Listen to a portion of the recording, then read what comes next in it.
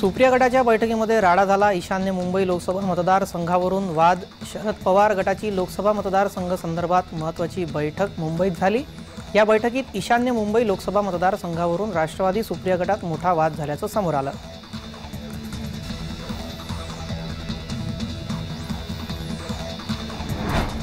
आपल्यासाठी फक्त अकोला महत्त्वाचा नाही, आपण लढलो किंवा नाही फरक पडणार नाही। ज्यांना लढायचं त्यांनी लढावं, आपण मदत करणार, पण जागा वाटपाचं काय ते सांगवा अशी प्रतिक्रिया वंचितचे प्रकाश आंबेडकर यांनी दिली। उद्धव गटाने जागा वाटपबद्दल काय चर्चा केली तेही सांगावं असंही आंबेडकर म्हणाले।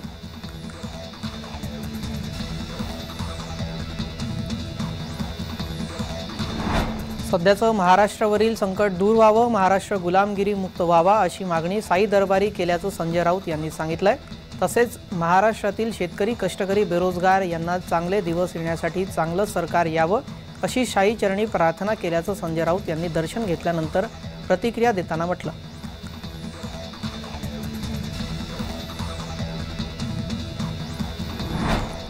राज्यातील बहुचर्चित शिवसेना आमदार अपात्रता प्रकरणाच्या निकालाचा अखेर मुहूर्त ठरलाय अशी माहिती मिळतेय। बुधवारी दुपारी हा निकाल लागण्याची शक्यता आहे। विधिमंडळात सध्या निकालातील शाब्दिक त्रुटी दूर करण्याचं काम सुरू असल्याची माहिती मिळाली आहे।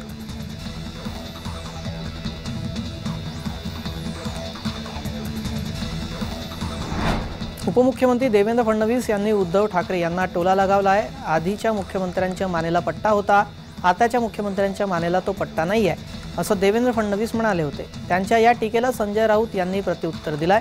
मानेचा पट्टा हा एक आजार आहे, देवेंद्र फडणवीसांच्या गळ्यात दिल्लीच्या गुलामीचा पट्टा आहे असं संजय राऊत म्हणाले।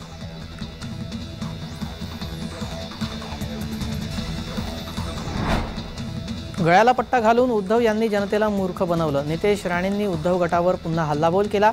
संजय राऊत यांच्या गळ्यात कुणाचा पट्टा आहे हे माहीत नाही, त्यामुळे त्यांनी दुसऱ्यांना असं बोलू नये असंही नितेश राणे यांनी म्हटलं।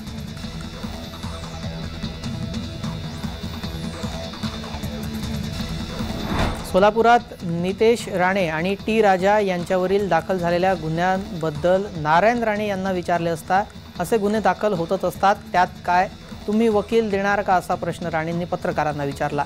तुम्ही नको ते प्रश्न विचारू नका असं पत्रकारांना सांगून कुख्यात गुंड असलेल्या शरद मोहोळच्या सकाळ संध्याकाळ बातम्या लावता। तो कोण देशाचा मोठा नेता होता की कोण विद्वान होता असा प्रश्नही नारायण राणे यांनी उपस्थित केला।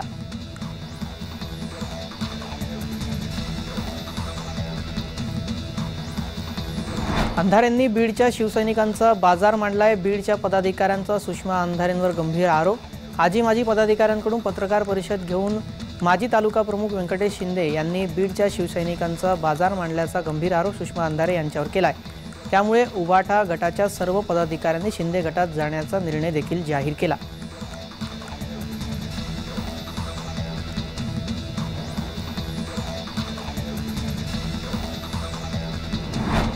संजय राऊत यांनी वंचितवर भाष्य केलंय। प्रकाश आंबेडकर आणि उद्धव ठाकरे यांची चर्चा झाली आहे। महाविकास आघाडीत एकमत नक्की आहे। अकोला ही जागा परंपरेनुसार प्रकाश आंबेडकर लढणार, त्यांनीच ती जागा लढवावी असं संजय राऊत म्हणाले।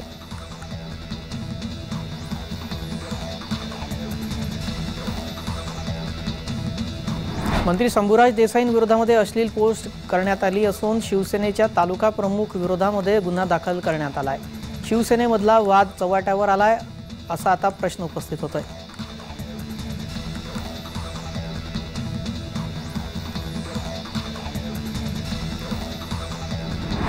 राहुल नार्वेकर अचानक आजारी पडले आणि अचानक मुख्यमंत्री एकनाथ शिंदे त्यांना जाऊन भेटले। न्यायमूर्ती ज्यांना न्याय करायचा आहे ते आरोपीला जाऊन भेटले, म्हणून आम्ही म्हणतो संविधान धोक्यात आहे। जाऊन भेटणं, चहापाणी करणं आणि हसत हसत बाहेर येणं ही या देशाची सध्याची अवस्था आहे असं संजय राऊत यांनी म्हटलं।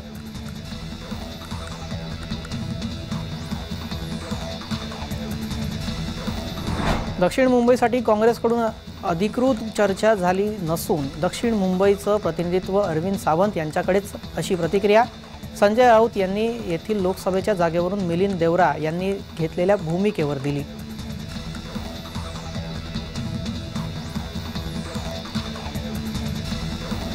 सरसकट सर्वांना आरक्षणाचा लाभ मिळावा ही आमची लढाई असून आपल्या नावाच्या कुणबी नोंदी मिळाल्या असल्या तरीही आपण त्याचा लाभ घेणार नसल्याचं मनोज जरांगे यांनी स्पष्ट केलं.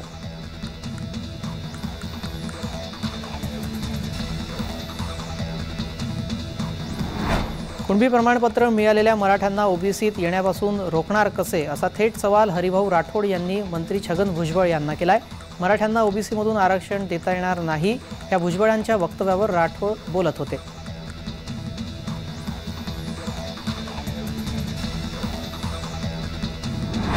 शिवसेना उद्धव गटाचे आमदार आमशा पाडवी यांनी एक विवादास्पद विधान केलेलं आहे.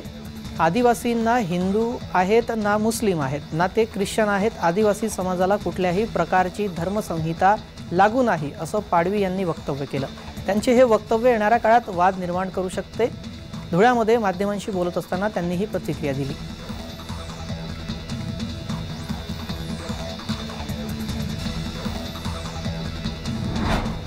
संजय राऊत आणि अनिल देसाई यांनी नाशकातील काळाराम मंदिर आणि रामकुंड परिसरात जाऊन पाहणी केली. यावेळी त्यांनी काळाराम मंदिरात जाऊन प्रभू रामाचं दर्शन घेतलं.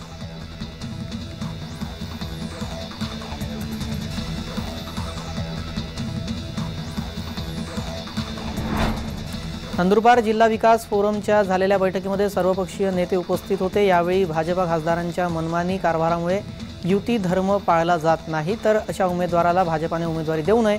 अनेक विकास कामांमध्ये टोल घेतला जात असल्याचा अप्रत्यक्ष आरोप शिंदे गटाचे चंद्रकांत रघुवंशींनी खासदारावर केला. त्यामुळे खासदार हिना गावित यांना उमेदवारी देऊ नये अशी मागणी शिंदे गटाने करत नवीन राजकीय भूकंप केलाय.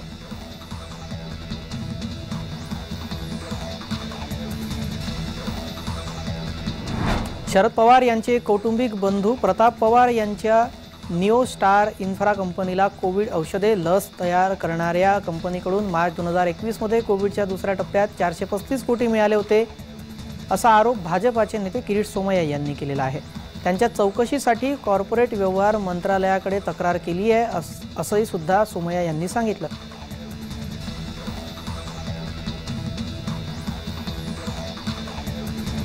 आगामी लोकसभा निवडणुकांसाठी काँग्रेसच्या वतीने विविध राज्यांसाठी नेमण्यात आलेल्या स्क्रीनिंग समितीमध्ये काँग्रेस नेत्या आणि आमदार यशोमती ठाकूर यांचा समावेश करण्यात आला आहे. महाराष्ट्रातील केवळ 2 नेत्यांचा स्क्रीनिंग समितीत समावेश करण्यात आलेला आहे. यात अमरावती जिल्ह्यातील यशोमती ठाकूर यांची वर्णी लागली.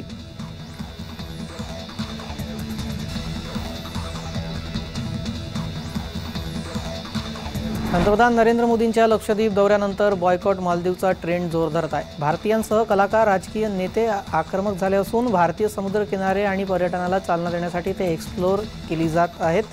कोकणातील भाजपाचे एकमेव आमदार नितेश राणे यांनी देखील बॉयकॉट मालदीवचा ट्रेंड म्हणत ट्विट केलं.